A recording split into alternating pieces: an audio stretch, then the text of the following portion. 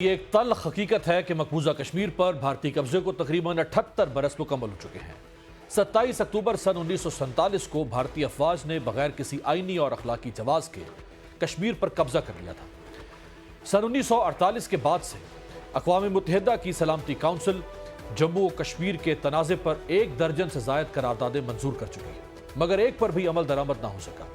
5 جنوری 1949 کو کشمیریوں کو پاکستان یا بھارت سے کسی ایک ملک کے ساتھ الحاق کا حق دیا گیا تھا، لیکن اقوام متحدہ یہ مسئلہ آج تک حل نہیں کرا پایا۔ اب وادی کشمیر میں بھارتی مظالم کے خلاف آزاد کشمیر کے وزیر اعظم نے آواز بلند کرتے ہوئے الجہاد کا نعرہ لگا دیا۔ گزشتہ ہفتے کشمیر کے یوم حق خود ارادیت کے موقع پر آزاد جموں کشمیر کے وزیر اعظم چودھری انوار الحق نے کہا کہ اقوام متحدہ نے آج تک مسلم امہ کا کوئی مسئلہ حل نہیں کیا، ہمیں اپنے حصے کا کام خود کرنا ہوگا۔ ہم تمام وسائل جہاد کے لیے بروئے کار لائیں گے اور اپنا جہادی کلچر واپس لائیں گے۔ انہوں نے کہا کہ پاکستان ہمارے حصے کا کام نہیں کر سکتا، یہ کام کشمیریوں کو خود کرنا ہوگا۔ سوال یہ ہے کہ دنیا کے بدلتے ہوئے حالات کے پیش نظر کیا اس نعرے کو پذیرائی مل سکتی ہے؟ آزاد کشمیر کے وزیر اعظم کے الجہاد نعرے کی گونج آزاد کشمیر اور دنیا بھر میں سنائی دے رہی ہے اور اس پر تبصروں کا سلسلہ جاری ہے، جبکہ بھارتی میڈیا کا پروپیگنڈا بھی عروج پر ہے۔ تاہم دوسری جانب گزشتہ کچھ عرصے میں آزاد کشمیر بدترین سیاسی بحران سے بھی گزر رہا ہے۔ عوامی ایکشن کمیٹی نے کشمیر بھر میں احتجاجی ریلیاں نکالیں اور حالات کافی کشیدہ ہوئے۔ 1 نومبر 2024 کو peaceful assembly and public order ordinance نافذ کیا گیا۔ تاجر تنظیموں کا دعویٰ تھا کہ حکومت آٹے اور بجلی کی قیمتیں بڑھانا چاہتی ہے، جس کی پیش بندی کے لیے یہ آرڈیننس لایا گیا۔ اس کے بعد گزشتہ سال آزاد کشمیر میں آٹے اور بجلی کی قیمتوں میں کمی جیسے مطالبات پر احتجاجی تحریک شروع ہوئی۔ پر 9 دسمبر کو آزاد کشمیر حکومت نے صدارتی آرڈیننس واپس لیا۔ حکومتی نوٹیفیکیشن جاری ہونے کے بعد عوامی ایکشن کمیٹی نے ہڑتال ختم کر دی۔ اس ساری صورتحال پر بات کرنے کے لیے ہمارے ساتھ موجود ہیں وزیر اعظم آزاد جموں کشمیر جناب چودھری انوار الحق صاحب۔ بہت بہت شکریہ انوار الحق صاحب آپ کے وقت کا۔ سب سے پہلے فرمائے گا کہ جو آپ نے الجہاد کا نعرہ لگایا، آپ نے اس کو گلیمرائز بھی کر دیا اور آپ نے کہا کہ اب یہ ہمارے پاس اس کے علاوہ کوئی آپشن نہیں ہے، آج کے اس دور میں اس کو پذیرائی مل سکتی ہے؟ وہ پرویز مشرف صاحب کے زمانے سے تو پالیسیز تبدیل ہونا شروع ہو گئی تھی۔ بہت شکریہ، آپ نے مجھے اپنا موقف عوام کے سامنے پیش کرنے کا موقع فراہم کیا۔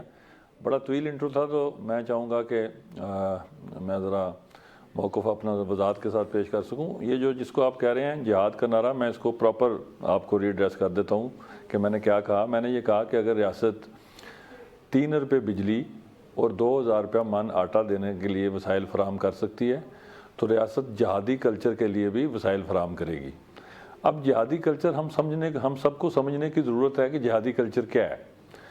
بنیادی طور پر جہادی کلچر جو ہے وہ آپ کا دفاع کا حق ہے، اور جو آپ کا ازلی دشمن ہے بھارت، اس کے جو توسیع پسندانہ عزائم ہیں، اور جو وہ اکھنڈ بھارت کا وہ جو جعلی خواب دیکھ رہا ہے، اور اسی بنیاد پر اس نے اسٹریٹجک انویسٹمنٹ کی ہے مقبوضہ کشمیر میں، جس کا کہ براہ راست مقبوضہ کشمیر کے شہریوں کی ڈیولپمنٹ سے کوئی واسطہ نہیں ہے۔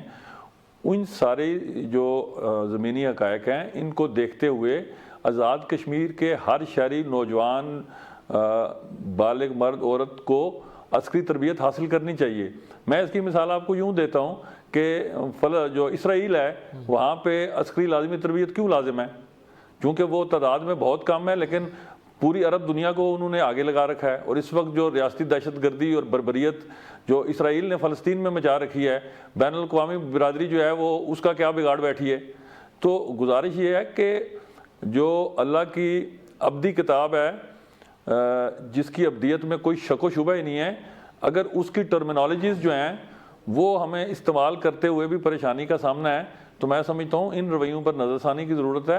اور آزاد کشمیر کے یہ تو یونائٹڈ نیشنز کا جو چارٹر ہے وہ بھی ہمیں رائٹ ٹو سیلف جو ڈیفینس وہ دیتا ہے، اور یہ جو ہے مقبوضہ کشمیر کے جو ہمارے مظلوم، جو ہمارے مائیں بہنیں بیٹیاں، ہمارے جو بھائی ہیں، جو ان کے حق کے دفاع کے لیے، ان کے انسانی حقوق کے تحفظ کے لیے، اگر آزاد کشمیر کو پریکٹیکلی بیس کیمپ کا نام ہی اس لیے دیا جاتا ہے کہ یہاں پر جو تحریک آزادی کشمیر کی شمع ہے اس کو پوری قوت سے جلایا جائے۔ انفارچونیٹلی گزشتہ چند سالوں میں پچھلی چند دہائیوں میں یہ جو گورننس کا سٹرکچر ہے یا جو ڈیولپمنٹ ہے یا جو اقتدار کا میوزیکل کھیل ہے، اس نے جو ہمارا اصل نظریاتی اساس ہے وہ ہے تحریک آزادی کشمیر، جس کی بنیاد پر یہ سارا سٹرکچر بنا ہوا ہے اور یہ ساری بلڈنگ ہی اس بنیاد پر کھڑی ہے۔ اگر یہ نیچے سے یہ اساس نکال دی جائے یا نظریہ نکال دیا جائے تو بلڈنگ ہی دھڑام سے گر جائے گی۔ تو میں سمجھتا ہوں کہ اس موقف پہ قطعاً ہم سب کو معذرت خانہ رویہ اپنانے کی ضرورت نہیں ہے۔ جہادی کلچر جو ہے وہ کسی بھی مسلمان کی اساس ہے اور اس کا جو ایسنس ہے وہ یہ ہے کہ ہم اپنے آپ کو مکار دشمن کے عزائم کا مقابلہ کرنے کے لیے ہم جہد تیار رکھیں۔ چودھری صاحب، آپ نے فرمایا کہ اگر حکومت سبسڈی دے سکتی ہے آٹے پہ، بجلی پہ، تو وہ جہاد پہ پیسہ کیوں نہیں خرچ کر سکتی اپنے دفاع کے لیے؟ دفاع کے لیے تو ہمارے پاس پیسہ ہم خرچ کرتے ہیں۔ جہادی کلچر کے لیے جہاد اور جہادی کلچر میں فرق کو سمجھیے۔ جی، جہاد اس وقت نافذ ہوگا جب ریاست کرے گی۔ جہادی کلچر جہاد کو کرنے کے لیے جو تربیتی مراحل ہیں وہ ہیں۔ تو آپ لوگوں کو تربیت دینا چاہتے ہیں، جس کا آپ نے اسرائیل کا حوالہ دیا، وہاں تو وہ ایک سٹینڈ بائی کے طور پہ اپنے لوگوں کو، وہ تو ایک زمانے میں پاکستان میں بھی کالجز کے زمانے میں ایک چھوٹا سا تربیتی کورس ہوا کرتا تھا۔ ہم نے تو اب دوبارہ این سی سی ٹریننگز جو ہیں وہ شروع کروا دی ہیں، جس کو این سی سی ٹریننگ کہتے ہیں، اور این سی سی ٹریننگز جو ہیں وہ تو ڈسپلن کے لیے نوجوان بچوں کے لیے لازم ہے۔ تو اگر جہادی کلچر کی طرف آپ لے کے جائیں گے تو اس سے تو پھر آپ ایک state with in the state force بنانے کی بات کر رہے ہیں نا، اس سے تو یہ تاثر ابھرے گا۔ جی قطعاً ایسی بات نہیں میں کر رہا، یہ تو آپ نے اپنی انٹرپریٹیشن کو اخذ کیا ہے نا۔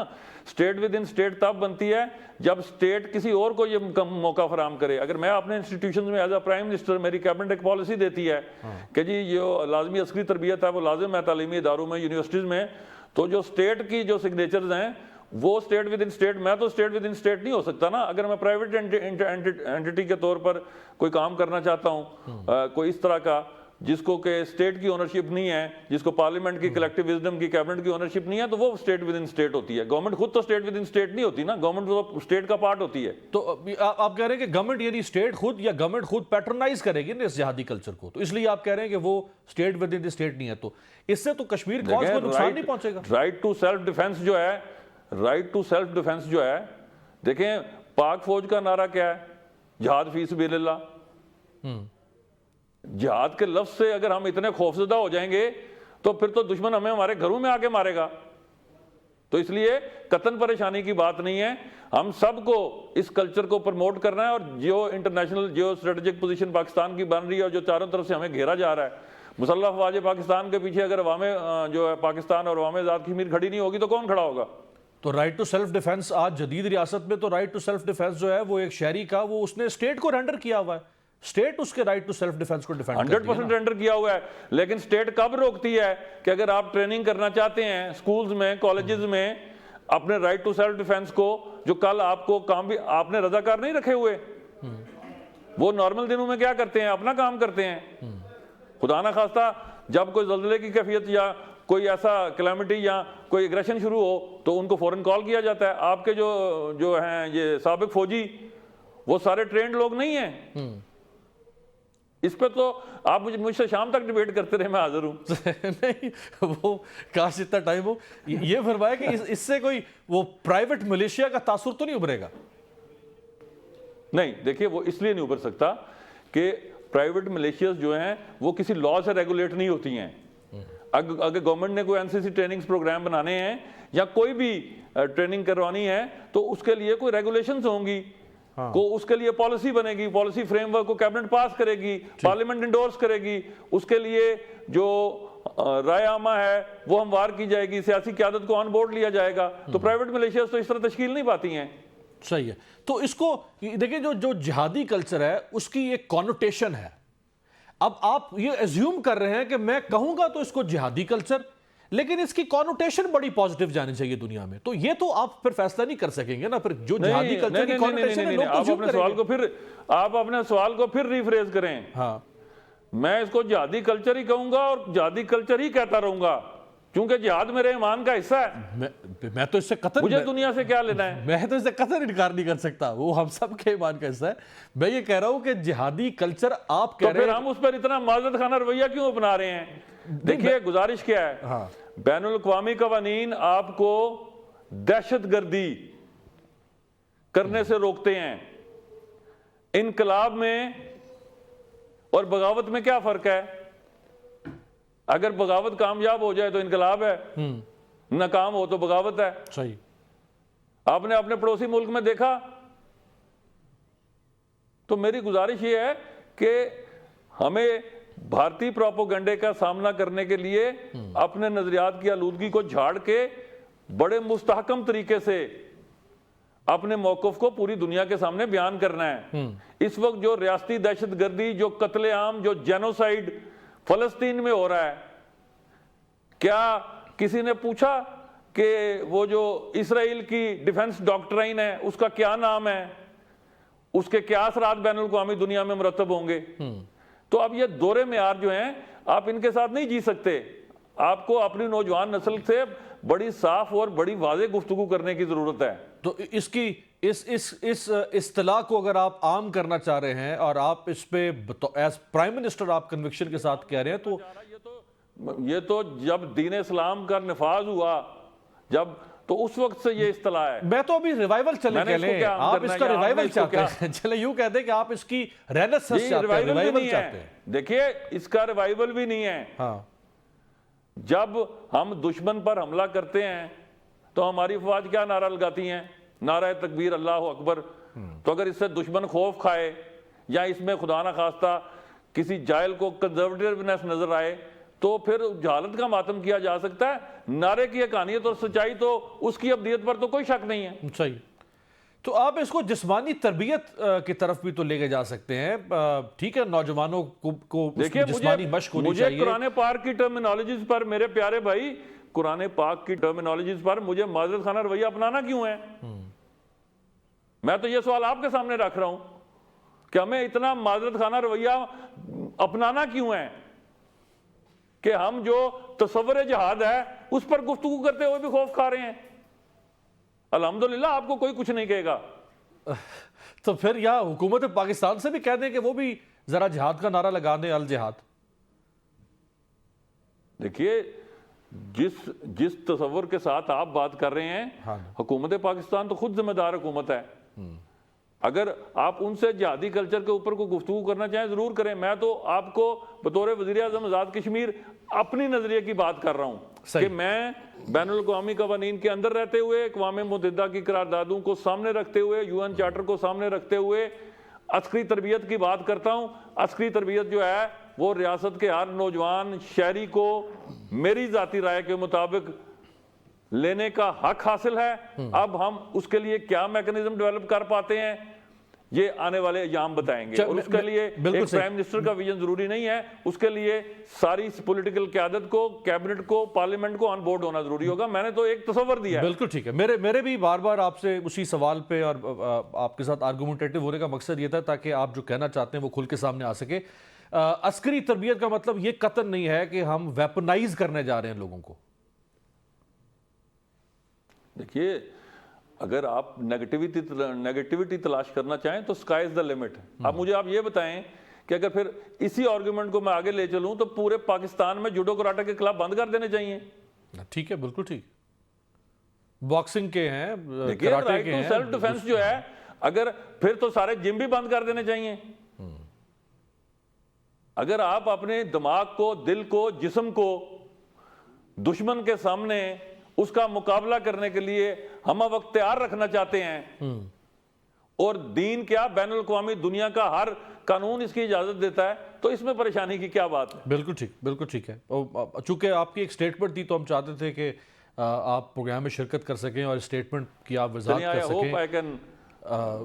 میں کچھ اس کی ایکسپلینیشن دے پایا ہوں۔ میرے سوال کا مطلب یہ قطعاً نہیں ہے کہ میں کوئی پوزیشن لے رہا ہوں، میں تو اس لیے آپ سے یہ ذرا سخت سوال کر رہا ہوں تاکہ آپ کھل کے وضاحت اس کی کر سکیں جو آپ نے بہرحال فرما دی۔ صرف شارٹلی لاسٹلی یہ بتا دیں کہ آگے کچھ عرصے کے بعد آپ کے ہاں بھی الیکشن ہونے جا رہے ہیں۔ پاکستان میں 8 فروری 2024 کے الیکشن کا قضیہ آپ دیکھ رہے ہیں کہ اس نے ایک نہ ختم ہونے والا سیاسی بحران اور ایک تنازع کھڑا کیا ہوا ہے۔ کیا ہم امید کریں گے کہ جو آزاد کشمیر میں آگے الیکشن ہوں گے وہ شفاف ہونے چاہیے اور اس میں لوگ جس کو بھی منتخب کریں وہ سامنے آئے گا؟ دیکھیے اس کے لیے جو شرط اول ہے وہ ہے آئین میں دیے گی، جو باڈیز ہیں جنہوں نے الیکشن کروانا ہے۔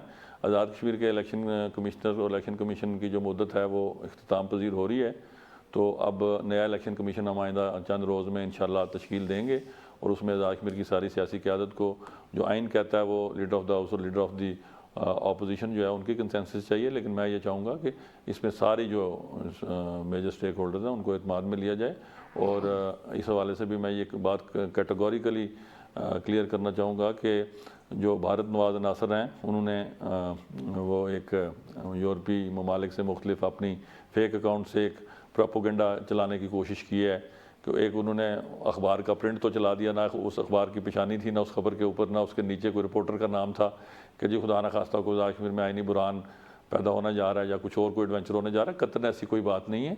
یہ سارے جو فیک نیوز ہیں، یہ آپ کو پتہ ہے کہ 5th جنریشن وار، یہ 5th کالمسٹ قسم کی یہ جرنلزم، یلو جرنلزم جو ہے وہ ابھی وجود میں سامنے آ چکا ہے۔ تو ان سارے جو ہیں منفی خبریں، میں ان کی سختی سے تردید کرتا ہوں، اور آنے والے دنوں میں الحمدللہ آئین آزاد کشمیر کو سامنے رکھتے ہوئے چیف الیکشن کمشنر اور الیکشن کمیشن کی تقرری کی جائے گی، اور اس میں شفافیت کو، رول آف لا کو یقینی بنایا جائے گا انشاءاللہ۔ بہت بہت شکریہ چودھری انوار الحق صاحب، وزیر اعظم آزاد جموں کشمیر ہمارے ساتھ تھے۔